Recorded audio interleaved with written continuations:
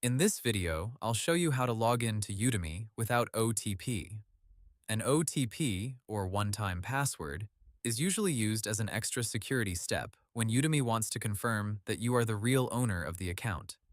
In some cases, you may want to log in without entering an OTP, especially if you no longer have access to your phone, email, or authentication method. First, open the Udemy website or mobile app and go to the login page. Enter the email address connected to your Udemy account, then enter your password.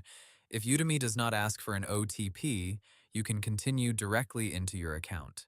If Udemy asks for an OTP, check whether you have another login method available. For example, if your account is connected to Google, Apple, or Facebook, go back to the login page and choose that sign-in option instead. This may let you access your account through the connected provider. If you forgot your password, click Forgot Password and request a reset link. Open your email inbox, follow the reset link, create a new password, and try logging in again.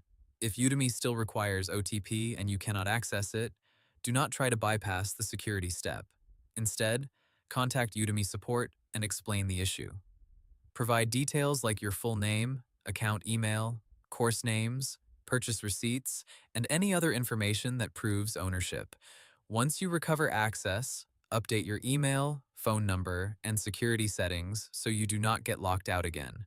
Hope the tutorial was helpful, subscribe to my channel, and see you in the next video.